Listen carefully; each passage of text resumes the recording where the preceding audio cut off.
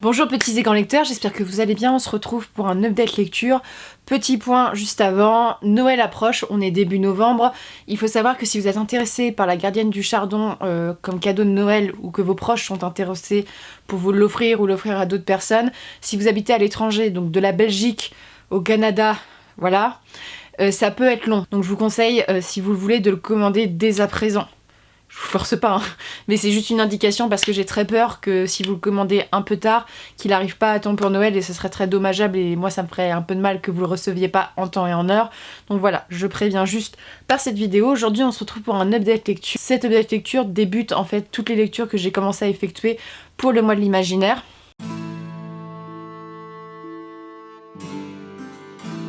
De cette vidéo, on est fin octobre, on est le 26 je crois, ce qui fait que j'ai encore quelques jours pour le mois de l'imaginaire, j'ai encore 3-4 lectures que j'ai prévu de lire avant la fin de ce mois de l'imaginaire, donc il y a eu des très bonnes choses dans l'ensemble, faut dire ce qui est. Donc le premier livre que je vous présente, c'est Wild, donc de Nicolas Ames, donc Rose de sang, donc c'est le deuxième tome. Alors Wild, c'était l'histoire assez improbable du tome 1 d'une compagnie de vieux bonhommes, un peu bononnants, un peu devenus chauves, qui ont été extrêmement connus quand ils étaient jeunes et qui, par la force des choses, vont devoir refaire une aventure. La fille d'un de ces personnages s'engage et elle est en danger, donc ils décident de venir l'aider en passant par plein d'événements. Ce tome 2, même si c'est une histoire différente, il faut je pense lire le tome 1 pour tout comprendre parce qu'on retrouve des personnages du tome 1. Ici on suit Rose, donc la fameuse fille, et une compagnie. Elle, en fait l'histoire c'est l'histoire d'une jeune femme qui a je crois 17 ou 18 ans. Elle est dans son patelin, mais vraiment elle sert des verres aux gens et elle adore la musique. Sa mère est morte et elle n'a qu'une envie, c'est de se barrer avec une compagnie et faire le tour pour s'échapper un peu de sa maison, sauf que son père est pas du tout d'accord avec ça. Un jour, il y a donc la Rose de sang, donc c'est le nom d'un personnage, et sa compagnie qui viennent la chercher. Je crois que la compagnie s'appelle Fable et qui lui disent on a besoin d'un barde, tu es un barde, viens avec nous. Et donc elle part faire le tour de leur exploit, c'est la dernière tournée. En clair, le but c'est de faire la tournée des bars, on va dire, et de chanter des exploits. Et ils ont juste une dernière mission après, je vous en dis pas plus. Mais c'est toujours aussi drôle. Là on a des femmes, donc c'est vrai que le premier est très viril. Hein. Là on est très girl power, on tape les gens, c'est hyper ouvert sur le LGBT. Plein de créatures différentes. En même temps, c'est hyper triste. À la fin, il y a vraiment la prise de position de personnages qui décèdent et j'étais en mode mon cœur. Mais en même temps, ça reste. L'humour est moins lourd que le premier, mais en même temps, je préviens les misogynes de cette vidéo, mais comme c'est des femmes qui le disent, je pense que ça peut choquer certaines personnes. Mais moi j'ai trouvé ça plutôt drôle qu'on renverse ce cliché, on a des guerrières badass et ça se tape dans les bars. On a vraiment tout un bestiaire que j'aime beaucoup, ces espèces d'hommes lapins qui ont vraiment un background qui est creusé dans celui-ci. Bref, je pense que celui-ci, je l'ai presque plus aimé que le premier, bizarrement. Il y a moins de tendresse, il y a un petit peu moins, parce que le premier c'était vraiment la tendresse qui m'avait marqué dans le récit. Ici je pense que c'est parce que les personnages me parlent plus et que cette jeune femme elle est quand même hyper attachante et que c'est drôle quoi, il y a des choses un peu... Cet univers est un peu space quand même, hein, parce que je crois que c'est des ratons laveurs garous, je sais plus, il y a un truc avec comme ça dedans, et, ou des rats garous, mais bref, c'est assez drôle, donc je vous conseille si vous êtes amateur de ce genre de fantasy, et l'histoire en soi est plutôt bien, la fin est une vraie bataille.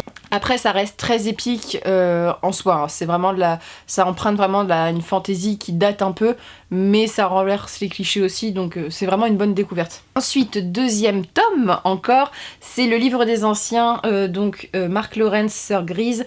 J'avais lu le premier tome que j'avais plutôt bien aimé, mais ça n'avait pas été un coup de cœur. Cette série je la préfère quand même moins que l'autre série de Mark Lawrence qui s'appelle donc L'Empire brisé, même si ce tome 2 je l'ai beaucoup plus apprécié que le tome 1, parce que en fait le défaut du tome 1 je trouve c'est que comme on est dans cette congrégation de sœurs, on suit plusieurs sœurs dont une en particulier qui va être emmenée dans un couvent pour devenir une guerrière.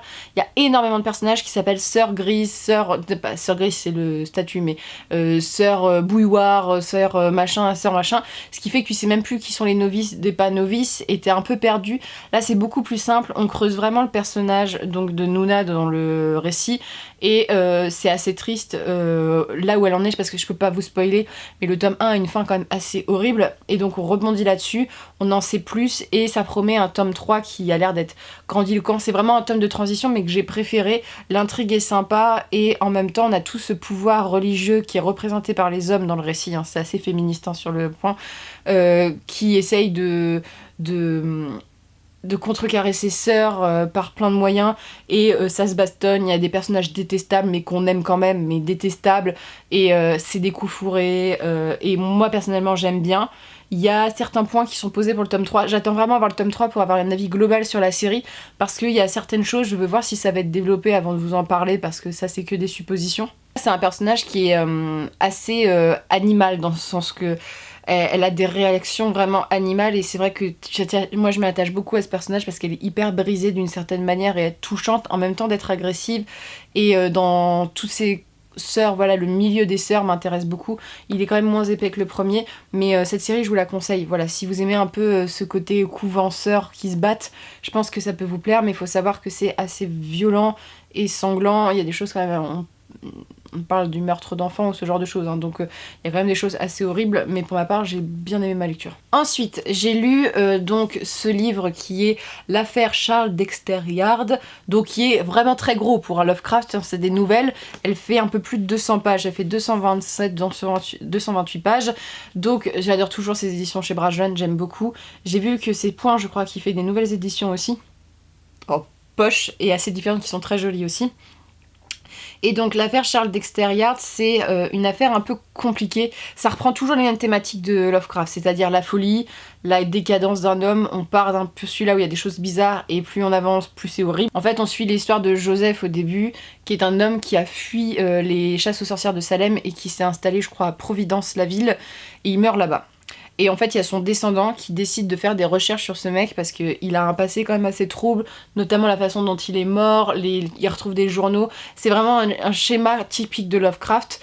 Et plus il en apprend, plus il va tomber dans la folie et apprendre des choses hyper glauques. Et celui-ci, c'est vraiment par décadence, et on traite de thématiques. Je peux pas vous en parler parce que c'est du spoil, le problème c'est ça.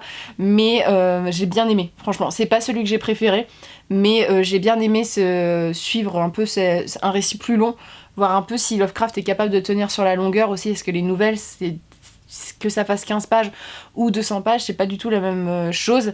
Et franchement, j'étais embarquée dans l'univers. Celui-ci, il y a un petit côté avec la science qui est intéressant. Et voilà, qui répond des thématiques aussi, je pense, de l'époque de Lovecraft sur la recherche. Il met un peu mal à l'aise, et en même temps, c'est pas horrifique au point où tu vas pas t'en remettre, hein. Ça, je pense que c'est des choses qui effrayaient aussi avec le dernier, qui effraient un peu moins maintenant, mais pour ma part, j'ai beaucoup aimé, et c'est vrai que ce fameux Charles Dexter Yard et tout ce mystère autour, moi je m'y attendais pas. Franchement à la fin j'ai été surprise par ah d'accord c'est ça, mais c'est plutôt sympa, j'ai bien aimé, et je vous le conseille celui-ci. On n'est jamais à l'abri avec Lovecraft d'avoir 2-3 réflexions un peu limites sur certains sujets, mais je crois j'en ai noté une ou deux dans celui-ci, mais si tu fais abstraction de ça, ça reste un très bon récit, donc je vous le recommande. Et enfin, là je vais vous présenter 2 tomes parce qu'il m'en reste qu'un seul, d'une quintulogie, ça se dit pas quintulogie, d'une série qui fait 5 tomes, il me semble, de La Belle Guériade, donc de David Eddings, qui est un classique de la fantasy. Vous me l'avez beaucoup recommandé, c'est un classique qu'on voit assez souvent. On m'a dit mais tu n'as pas lu David Eddings?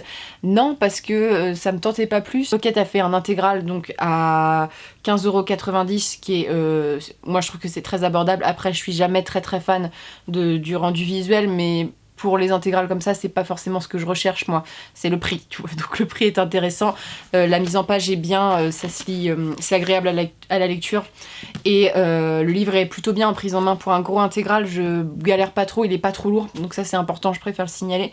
Et donc La Belle Guériade, en fait c'est assez surprenant. Pour moi, je vais vous expliquer pourquoi. En fait, c'est l'histoire de Garion. Garion, c'est un gamin qui vit dans une ferme avec sa tante Paul, il va voir le forgeron, bref, il fait sa vie d'enfant. Et peu à peu, il y a des choses un peu bizarres qui se passent dans le village ou autour. il y a des trucs. Et il a rencontré un monsieur qui s'appelle Sirlou, qui lui a dit attends poto, je reviens dans quelques années et puis on en reparle. Voilà, c'est ça l'histoire. Et donc il revient et il dit à Garion bah maintenant faut y aller parce qu'on a une grande mission. Sauf que Garion il se dit mais c'est quoi la mission et pourquoi on m'emmène quoi? Qu'est-ce qui se passe exactement? Et voilà, c'est l'histoire d'un gamin qu'on emmène de pays en pays, il sait pas ce qui lui arrive, en fait c'est un peu ça. En tant que lecteur, je pense que t'es un peu habitué à la fantasy, les clés sont hyper faciles à comprendre, c'est un récit que je trouve hyper accessible quand on veut débuter la fantasy ou qu'on aime bien la fantasy classique, où t'es pas du tout gêné par les clichés et tout ça, je pense que ça peut très bien te plaire. Par contre, si tu es gêné par les clichés du vieux maître qui donne des conseils, par les clichés du jeune ingénu, du chevalier, de la jeune fille qui a besoin d'être protégée, il y a des choses qui vont pas te plaire. Mais pour ma part, moi, c'est vraiment la lecture qui est tombée au bon moment. Ça a été vraiment une très bonne lecture, d'autant plus que les personnages sont attachants. Garion, le problème, c'est qu'il a 15 ans dans le récit, et je le trouve un peu touteux. Voilà, faut dire ce qui est. À 15 ans, il est pas bien dégourdi. Après, je me dis, est-ce qu'on est comme ça à 15 ans? Mais je me suis dit, bon, ouais, il est un peu en retard sur certaines choses et on avance sur d'autres. Donc c'est un peu bizarre et j'aime beaucoup la mythologie qui est mise en place. Dès le début, on a tout ce qui est mythe qui est installé, les dieux, tout ça. Les révélations, elles sont pas ouf parce que tu t'y attends vu la façon dont c'est fait au niveau de l'intrigue. Mais pour ma part, j'ai beaucoup accroché. Il y a 2 personnages que j'aime énormément, voyagent beaucoup. On voit beaucoup de paysages, on voit aussi beaucoup de créatures différentes. Donc ça, c'est cool. Donc là c'est que les 2 premiers tomes, mine de rien il n'y a pas tant de choses qui se passent que ça dans ces 2 intégrales, dans ces 2 premiers tomes parce que c'est vraiment l'installation du récit et on avance. Et pour l'instant il y a eu quelques batailles, on en sait un petit peu plus sur certains mystères, mais Garion il est toujours en mode qu'est-ce qui m'arrive? Voilà c'est un peu ça, mais j'aime bien, franchement je passe un super bon moment. Je pensais lire un livre entre 2, pour dire à chaque tome je lis un livre entre 2, et en fait je les ai enchaînés dans le style est hyper facile, et même dans l'intrigue, voilà, dans la portée de l'intrigue, et dans les... il n'y a pas trop de complots, je veux dire, sinon ils sont hyper faciles à comprendre, mais je trouve que c'est vraiment très agréable à lire. Je pense qu'à 15 ans, les gens qui 15-14 ans, c'est super pour découvrir ce livre parce que franchement ça peut être un bon pied et quand t'es adulte et que t'es pas forcément gêné par ça, c'est hyper agréable. Moi j'avais envie de ça et pour l'instant ça me plaît énormément en attendant le tome 3, mais c'est vraiment une bonne lecture parce que j'avais lu les Royaumes de Tobin, les 2 premières intégrales que je situe un peu dans la même cible, et franchement les Royaumes de Tobin j'avais vraiment du mal avec le récit, alors que là ça passe tout seul. Donc je pense que c'est vraiment l'écriture, les personnages et l'intrigue qui est sympa, et le fait qu'on voyage beaucoup qui me plaît. Et puis moi aussi j'ai envie de voir un peu les réactions de ce cher Garion quand il va apprendre ce qui lui arrive, parce que je voudrais pas être à sa place. Voilà, c'est ça. Donc je vous le conseille beaucoup, et puis je pense que je vais le finir d'ici 2 jours, je pense. C'en est tout avec mes lectures. N'hésitez pas à me dire ce que vous en avez pensé, si vous les avez lues, et bien sûr à me faire un retour. Et je vous souhaite de très bonnes lectures et une très bonne journée.